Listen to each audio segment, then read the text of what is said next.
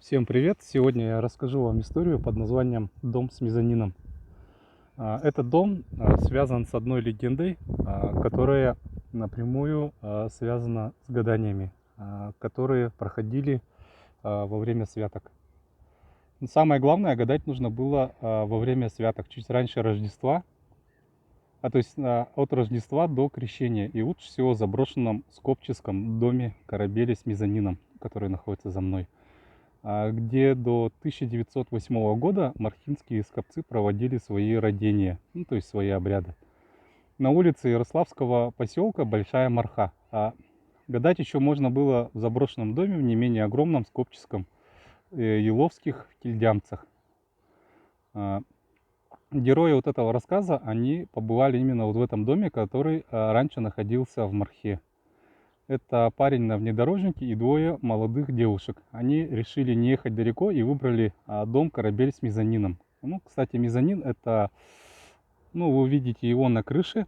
Мезонин это пристрой, который находится чаще всего в середине здания наверху и иногда бывает с балконом. Вот. Дело было во второй половине 90-х, за несколько дней до крещения. По вечерам было очень холодно, стояла сюлюкинова мгла. Как известно, чаще всего во время Танха раньше всегда стоял густой туман, даже при облачности. Ребята приехали к дому номер 12, прихватили с собой все, что нужно. Зеркала, свечи, спички и так далее и тому подобное. Идут, спотыкаясь об оглобли и поленья под снегом по абсолютно темному двору. Заходят в дом. Там полная тьма. Подбадривая себя хиканьем и освещая свой путь единственным подслеповатым стареньким фонариком, жучком. Это такой, где есть динамо-машина, жмешь на рычаг, и лампочка светится, и начинает затухать, пока не нажмешь еще раз. Вот эти трое, они зашли в центральную комнату. Там стоял стол. На стене старинный фотопортрет женщины средних лет с проницательными глазами. Снимок по моде 1940-х, 60-х заретуширован и подсветнен цветными карандашами.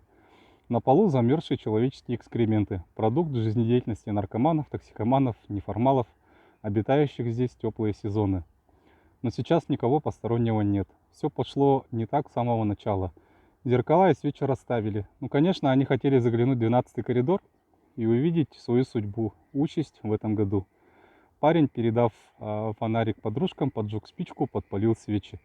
Как ни странно, в доме было холодно, но не настолько, как на улице. Чувствуя себя вполне комфортно, парень первым начал глядеть в мириарде отражений именно 12-е отражение, 12-й коридор. Долго ли, коротко ли, вдруг он явственно увидел такое, о чем он позже никогда не спрашивал. Темную, сгорбленную фигуру. А девушкам показалось, что в прыгающем свете огней по покрытым инеем стенам заизвивались какие-то тени. Никто не помнит как, но вдруг фитили свечи, фитили свеч все разом стали гореть все слабее и слабее, будто в комнате закончился кислород, и в конце концов погасли. У всех мурашки по коже. Парень не помнит, куда положил фонарик. Лихорадочно чиркает спичкой по коробку на себя, как и всегда. Но на этот раз загоревшаяся сера отлетела со спичечной палочки, разделилась и попала в оба глаза парня. Нестерпимая боль заставила его натужно кричать. Все ринулись наружу. Это была паника. Ребята падали, ударялись о дверные косяки, кое-как выбрались на улицу. Хорошо, что они не бросили друг друга, а держались вместе. Парень, как оказалось, ослеп. Он ничего не видел. Кроме него никто не умел водить машину. А время было далеко за полночь. Рядом только административные здания. Девушки вдвоем побежали дальше и давай стучаться по калиткам жилых дворов. Да никто не отзывается. Они кричат, ломятся, а никто не выходит. В общем, чуть было не замерзли насмерть. Кое-как по указке парня повели машину по очереди, доехали до куда-то. Этот парень жалел, что поехал в тот раз в тот дом. Но, кажется, это было просто трагической случайностью, без мистики. Но дом был страшный, он пустовал очень долго, там были разные преступления. Потом уже его перевели в развлекательный этнографический комплекс Чучур-Муран, известен как Дом купца. Там можно отдохнуть, поесть в окружении антиквариата, но на самом деле это тот самый страшный мархинский скопческий дом Корабель.